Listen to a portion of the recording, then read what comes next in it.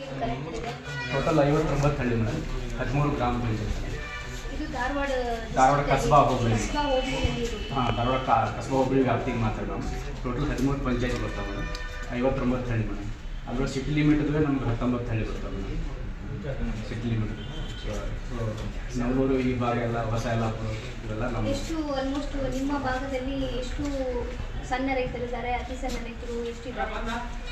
ಯಾರು ಬೇಡಿಕೆ ಇಲ್ಲ ಮೇಡಮ್. ಈಗ ಎಲ್ಲ ಏನಾಗಿದೆ ಮೆಕನೈಸೇಷನ್ ಆಗಿದೆ, ಒಂದು ಎಕರೆ ನೀವೇ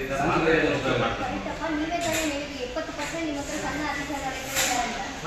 ಮತ್ತೆ ಅವ್ರಿಗೆಲ್ಲ ಇದು ಬೇಡವಾ? ಮೆಜಾರಿಟಿ 70% ಆಫ್ ಸ್ಮಾಲ್ ಫಾರ್ಮರ್ಸ್ ಜಾಸ್ತಿ ಮೇಡಮ್. ನಮ್ಮದು ಈ ಕಡೆ ಅಣ್ಣಾವರ ಭಾಗದಿಂದ 20 ಹಳ್ಳಿ ಬರ್ತಾರೆ ಮೇಡಮ್. ಈ ಪ್ರಕಾರ 11,000 ಜನ ಇದ್ದಾರೆ ಅಂದರೆ ಅದರಲ್ಲಿ 70 to 80% ಅಂದರೆ ಸುಮಾರು 8,000 ಜನ ನಿಮ್ಮ ಪ್ರಕಾರ ಸ್ಮಾಲ್ ಫಾರ್ಮರ್ಸ್ ಇದ್ದಾರೆ. ಮತ್ತೆ 50 ಬೇಡಿಕೆ ಬಂದಿಲ್ವಾ ಅಂತ ನಾನು ಕೇಳ್ತೀನಿ. ಇಲ್ಲ ಮೇಡಮ್, ಅಂದ್ರೆ ಲಾಸ್ಟ್ ಇಯರ್ ಕೊಟ್ಟಿದ್ದು ಮೇಡಮ್, ಈ ವರ್ಷ ಕೊಟ್ಟಿದ್ದು. ಯಾರು ಬಂದು ನನಗೆ ಬೇಕು ಅಂತ ಕೇಳಿದಾಗ ನಿಮ್ಮ ಹತ್ರ ಸ್ಟಾಕ್ ಇಲ್ಲ ಅನ್ನೋದು ಯಾವುದು ಇಲ್ಲಪ್ಪ. ನಾನು ಕೇಳೋದು ನೀವು ಅರ್ಥ ಮಾಡ್ಕೊಬೇಕು. ಈಗ ನೀವು 50 ಜನ ಕೊಟ್ಟಿದ್ದೀರಿ, ಇನ್ನೊಂದು 10 ಜನ ನನಗೆ ಬೇಕು ಅಂತ ಕೇಳಿದ್ದಾರೆ. ಅದು ಎಲ್ಲಿ ರೆಕಾರ್ಡ್ ಮಾಡ್ತೀವಿ? ಒಂದು ಇದು ಇದೆ ಮೇಡಮ್, ರಿಜಿಸ್ಟರ್ ಇದೆಯಾ? ಏನಂತ ಏನು ರಿಜಿಸ್ಟರ್ ಕೇಳ್ತಾ ಇಲ್ಲ ಅಷ್ಟೇ. ನೀವು ಇನ್ನು ಮುಂದೆ ಅದನ್ನು ಓಪನ್ ಮಾಡಬೇಕು. ಒಂದು ರಿಜಿಸ್ಟರ್ ಈಗ ನನ್ನ ಡೈರೆಕ್ಷನ್ ಇದೆ, ಓಪನ್ ಮಾಡಿ ರೈತರಿಗೆ ಅಂತ ನೀವು ಓಪನ್ ಆಗಿ ಒಂದು ರಿಜಿಸ್ಟರ್ ಇಡಬೇಕು. ಅವ್ರಿಗೆ ಏನು ಬೇಡಿಕೆ ಇದೆ, ಏನು ಅವಶ್ಯಕತೆ ಇದೆ, ನೀವು ಇದನ್ನು ಕೊಡ್ತೀರಿ. ಇದಕ್ಕಿಂತ ಬೇರೆ ಏನಾದರೂ ಒಂದು ಎಕ್ವಿಪ್ಮೆಂಟ್ ಬಂದರೆ ಅದು ನಮಗೆ ಅವಶ್ಯಕತೆ ಇದ್ದಾಗ ಅದನ್ನು ಸರ್ಕಾರ ಗಮನಕ್ಕೆ ನಾವು ತರಬೇಕು. ಈಗ ರೈತರಿಗೆ ಏನು ಅವಶ್ಯಕತೆ ಇದೆ ಎಂಬುದನ್ನು ಕೂಡ ಸರ್ಕಾರಕ್ಕೆ ಮಾಹಿತಿ ಕೊಡೋದು ನಮ್ಮದೇ ಜವಾಬ್ದಾರಿ ಅಲ್ವಾ? ಕರೆಕ್ಟ್ ಏನ್ರಿ? ನೀವೇ ಹೇಳ್ತೀರಿ ಇದನ್ನು ತೊಗೊಂಡು ಹೋಗ್ತಾ ಇಲ್ಲ, ನೆಕ್ಸ್ಟ್ ಮೆಕಾನೈಸೇಷನ್ಗೆ ಹೋಗಿದ್ದಾರೆ. ನೆಕ್ಸ್ಟ್ ಈಗ ಅಡ್ವಾನ್ಸ್ ಆಗಿ ಏನೋ ಬಂದಿರ್ಬೋದು, ರೈತರು ಅದನ್ನು ಕೇಳ್ಬೋದು, ಬಟ್ ನಮ್ಮ ಹತ್ರ ಅದು ಇಲ್ಲದೆ ಇರ್ಬೋದು. ಈಗ ವ್ಯಾಪಕವಾಗಿ ಕೆಲವೊಂದು ವಿಷಯ ರೈತರು ಕೇಳ್ತಾರೆ, ಅವರನ್ನು ಅವ್ರು ಏನು ಬೇಡಿಕೆ ಇದೆ ಅದನ್ನು ಬರೆದು ನಮಗೆ ತಿಳುವಳಿಕೆ ಪಡೆಯೋದಕ್ಕೆ ಒಂದು ರಿಜಿಸ್ಟರ್ ಓಪನ್ ಮಾಡಿ ಈಗ ಇನ್ನು ಮುಂದೆ ಹಿಂದೆ ಓಪನ್ ಮಾಡಿಲ್ಲ ಪರವಾಗಿಲ್ಲ. ಇದೆಲ್ಲ ನಾನು ಬೇಡಿ ಅಗ್ರಿಕಲ್ಚರ್ಗೆ ಹೇಳ್ತೀನಿ, ಒಂದು ರಿಜಿಸ್ಟರ್ ಓಪನ್ ಮಾಡಿ. ಅವ್ರದ್ದು ಏನು ಕುಂದುಕೊರತೆ ಕೆಲಸ ಮಾಡ್ತೀವಿ. 3 ವರ್ಷ ಆಗಿದೆ. ನಾನು ನಿಮ್ಮ ಇಲಾಖೆ ಬೇಸಿಕ್ ಡೀಟೇಲ್ ಕೇಳ್ತಾ ಇದ್ದೀನಿ, ಎಷ್ಟು ರೈತರು ಇದ್ದಾರೆ ಅಂತ ಕೇಳ್ತಾ ಇದ್ದೀನಿ.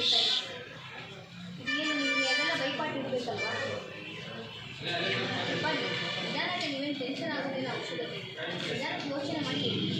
ನಾನು ಕೇಳ್ತಾ ಇರೋದು ಎಷ್ಟು ರೈತರಿದ್ದಾರೆ ಈ ಭಾಗದಲ್ಲಿ, ದೊಡ್ಡ ರೈತರು ಎಷ್ಟು? ನೀವು ಹೇಳಿದಿರಿ 59 ಹಳ್ಳಿಗಳು, 13 ಗ್ರಾಮ ಪಂಚಾಯತ್ಗಳು ನಿಮ್ಮ ವ್ಯಾಪ್ತಿಗೆ, ಈ ಒಂದು ರೈತ ಸಂಪರ್ಕ ಕೇಂದ್ರ ವ್ಯಾಪ್ತಿಗೆ ಬರ್ತದೆ ಅಂತ.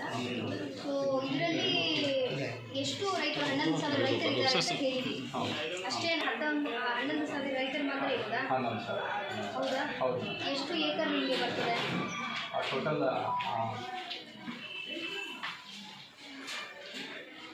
ಈಗ ಹಿಂಗಾಗಿ ಮೇಡಮ್ 9,700 ನಮ್ಮದು 9,700 ಹೆಕ್ಟೇರ್ ಮೇಡಮ್. 9,700 ಹೆಕ್ಟೇರ್.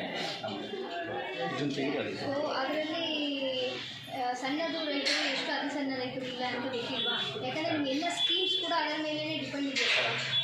ಯಾರೋ ರೈತರು ಬರ್ತಾರೆ ಕೇಳ್ತಾರೆ, ಅವ್ರಿಗೆ ಕೆಲವೊಂದು ಸಣ್ಣ ರೈತರಿದ್ದರೆ ಮಾತ್ರ ಅವ್ರಿಗೆ ಎಲಿಜಿಬಲ್ ಇರ್ತಾರೆ ಅಲ್ವಾ? ಲಿಮಿಟ್ ಇರ್ತದೆ. ಅದಕ್ಕೆ ಕೇಳ್ತಾ ಇರೋದು ಬೇಸಿಕ್ ಇನ್ಫಾರ್ಮೇಷನ್ ಎಷ್ಟಿದ್ದಾರೆ ಗೊತ್ತಿಲ್ವಾ? ಈಗ ಅಗ್ರಿಕಲ್ಚರ್ ಆಫೀಸರ್ ಆಗಿ ನಿಮಗೆ ಇದೆಲ್ಲ ತಿಳಿದಿದ್ರೆ ಮಾತ್ರ. ಈಗ ಸಣ್ಣ ರೈತರದೇ ವಿಧಾನಗಳು ಬೇರೆ ಇರ್ತದೆ, ಅವ್ರಿಗೆ ಆದಾಯ ಕಡಿಮೆ ಇರ್ತದೆ, ಅವ್ರಿಗೆ ಏನೇನೆಲ್ಲ ಸ್ಕೀಮ್ಸ್ ಇದ್ದಾವೆ, ಸರ್ಕಾರದ ಏನು ಯೋಜನೆಗಳಿದ್ದಾವೆ, ಅವ್ರಿಗೆ ಯಾವುದು ಉಪಯೋಗ ಮಾಡ್ಕೋಬೋದು. ದೊಡ್ಡ ರೈತರಂದರೆ ಅವ್ರಿಗೆ ಬೇರೆ ರೀತಿಯಲ್ಲಿ ನಾವು ಅವ್ರಿಗೆ ಇನ್ಫಾರ್ಮೇಷನ್ ಕೊಡಬೇಕಾಗ್ತದೆ. ಕರೆಕ್ಟ್ ಅಲ್ವಾ? ಇದೆಲ್ಲ ನೀವು